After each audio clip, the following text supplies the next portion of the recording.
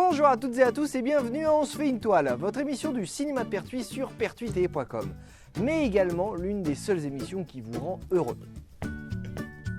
Ah oui, non, c'est mon lancement, juste qui vous rend heureux. Voilà, je vous donne les bandes annonces de la semaine, ma petite critique, voilà, happy quoi. Happy. Je vais me prendre un café quand même, moi. Hein ouais.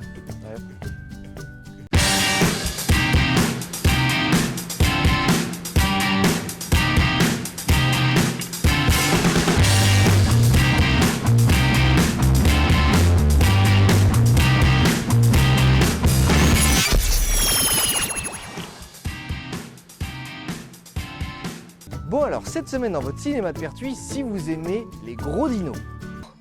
Elle tue pour le plaisir. Si vous êtes... Ah bah non, mais il y a que ça cette semaine. Donc on passe de suite à la bande-annonce, ainsi qu'aux films qui sont toujours en salle, et à l'avant-première de la semaine. Cette semaine, vous aurez le droit à Jurassic Park World en 2D et 3D.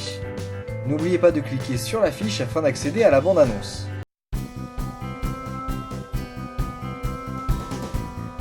Mais n'oublions pas les films qui sont toujours en salle cette semaine, avec Qui c'est les plus forts, La loi du marché, San Andreas en 2D et 3D et Les terrasses en VO.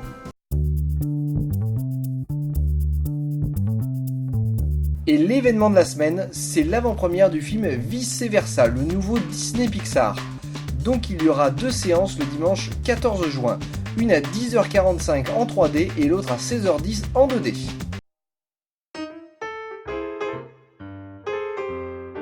Alors, nous voici dans la seconde partie de l'émission pour la critique. Et la semaine dernière, je suis allé voir La loi du marché. Alors, le réalisateur, c'est Stéphane Brisé, qui a déjà travaillé sur 2 longs métrages avec Vincent Lindon, qui est ici le protagoniste principal. Pour parler de l'histoire, on suit donc Thierry, un homme à la recherche d'un emploi, car après des années de bons et loyaux services au sein d'une usine, il a été licencié comme beaucoup de ses camarades. Il tente alors de trouver par tous les moyens du travail afin de préserver sa famille. Heureusement, après des mois de recherche, il devient enfin vigile dans une grande surface. Bon, alors au départ, j'ai voulu voir ce film car Vincent Lindon a reçu le prix d'interprétation masculine au Festival de Cannes. Et comme j'aime bien l'acteur, je me suis dit pourquoi pas. Et c'est là ma première erreur. J'ai même emmené ma compagne en lui disant que par rapport à tous les blockbusters qu'on avait vus récemment, un bon petit film d'auteur français engagé nous ferait du bien. Et vous l'aurez compris, c'était ma deuxième erreur. Mais bon, je vais commencer quand même avec les points positifs du film. Tout d'abord, Vincent Lindon joue très bien. Effectivement, il y a un propos engagé contre la société de consommation, mais également contre la valeur presque marchande de l'homme dans le monde du travail. La plupart des acteurs présents sont des amateurs qui travaillent réellement à Pôle emploi ou dans le supermarché. Et cela ajoute une notion de réalisme intensifiée. Ensuite, on est totalement immergé dans la vie de Thierry et on perçoit toutes ses émotions même si celui-ci ne les exprime pas forcément. Ensuite, même si je sais qu'une majeure partie des films primés ou nominés à Cannes sont souvent... comment je pourrais dire ça chiant. J'ai tout de même voulu voir ce film. Et voilà ce que j'en ai retiré. Le long métrage est d'une longueur interminable. Je crois avoir vu littéralement pousser les poils de mon bras. Voilà. Alors, même si je vous ai dit il y a 2 minutes que Vincent Lindon jouait très bien, je dois avouer que franchement, il n'y a rien d'exceptionnel. Voilà, il joue bien, mais c'est pas exceptionnel. En fait, il joue un homme ordinaire qui est frappé par un problème du quotidien de tous les Français. Et il interprète en fait monsieur et madame tout le monde. Donc voilà, rien de folichon non plus. Certaines scènes du film ou certains plans sont carrément inutiles, ou alors beaucoup trop longs. Je peux comprendre que le réalisateur veuille montrer l'émotion du personnage ou sa gestion du quotidien. Mais là, faut arrêter d'abuser quoi, c'est exagéré.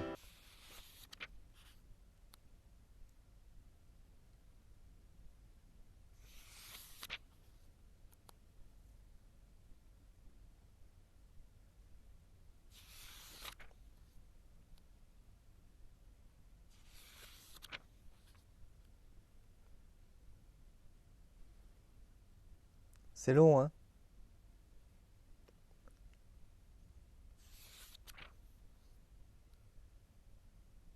Et pour finir, lorsque Thierry est enfin embauché comme vigile dans un supermarché, il est confronté à toutes sortes de problèmes, notamment certains clients qui volent, le plus souvent par nécessité, aux caissières ou employés du magasin qui essayent de grappiller des points fidélité, et au patron qui veut virer des employés pour alléger sa charge salariale. Donc au niveau des hôtesses, tu zoomes bien pour voir si elles scannent tous les articles, vu qu'il n'y a pas eu beaucoup de départs en pré-retraite, donc il essaye de virer du personnel. Et le réalisateur se sert de ces scènes pour faire une tribune contre les patrons qu'il pose en salaud dans toutes les situations. Du coup, le personnage principal est tiraillé par sa conscience, car il est témoin d'instants difficiles qu'il ramène à sa propre vie. On fait le parallèle en fait avec sa situation précédente et on se dit que s'il n'avait pas trouvé d'emploi, il aurait pu également voler dans le supermarché. Mais le pire pour moi, c'est la façon dont se conclut le long métrage, parce que ça explose l'ensemble des convictions et des intentions qui étaient présentes depuis le début. La dernière réaction de Thierry est compréhensible, dans une moindre mesure en tout cas, mais complètement incohérente et disproportionnée. Pour vous faire court, et croyez-moi, je pense que certains seront encore en train de dormir à ce moment-là, il emmène en fait une caissière dans une salle à part afin de lui faire avouer qu'elle a utilisé sa propre carte fidélité alors que les clients ne l'avaient pas. Comprenant que le geste de la caissière est presque désespéré et qu'elle veut juste acheter un tout petit peu plus dans le magasin, mais que ça va entraîner forcément son licenciement, il part. Voilà, il part sur un coup de tête comme ça. Voilà, il prend ses affaires dans son casier, il monte dans sa voiture et s'en va. Et le film se termine comme ça. Donc après toute la galère qu'il a accumulée pendant 15 mois de chômage, il décide de faire un abandon de poste, en sachant pertinemment que le patron n'attend pratiquement que ça pour virer des employés. Voilà. En plus, il a 2 emprunts sur le dos et un fils handicapé. Ah mais ouais, je vous ai pas parlé du fils handicapé. Car oui, et je ne sais pas pourquoi, peut-être à part pour attrister encore plus le spectateur sur la situation de Thierry et lui montrer qu'il a une vie de... Bref, vous m'aurez compris. Voilà, le réalisateur et le scénariste lui ont donné un fils handicapé. Oui, alors je sais, vous allez me dire, ça peut arriver à tout le monde. Oui, effectivement, ça peut arriver à tout le monde. Et encore une fois, j'aurais compris cette situation dans un docu-fiction. Mais ici, on est dans une fiction pure. Et voilà, à part attrister encore un petit peu plus le spectateur, je vois pas bien l'intérêt. Bon, vous l'aurez compris, c'est un film d'auteur qui se veut soi-disant contestataire et montrer la difficulté des Français au quotidien. Mais j'ai envie de dire que notre vie nous suffit et qu'on n'a pas forcément besoin ou envie d'être confronté à notre quotidien avec une pseudo-morale à la fin. Et je vous promets que si on enlève les scènes de plans fixes inintéressantes, vous obtenez un court-métrage qui aurait plus d'impact. Bon, qu'est-ce qui se passe? C'est pas la première fois, madame Anselmi, que vous avez été filmé. Jean Eddy, vous confirmez? Oui, monsieur, vous confirmez, monsieur. Thierry, vous confirmez?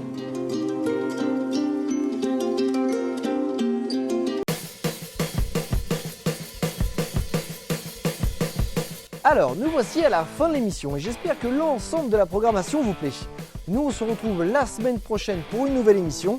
Et d'ici là, n'oubliez pas de partager la vidéo sur Facebook, sur Twitter, sur YouTube. Et également, si vous avez loupé la dernière vidéo, voici le lien. Voilà, bon écoutez, moi je vous souhaite de voir de bons films. Et à la semaine prochaine. Salut!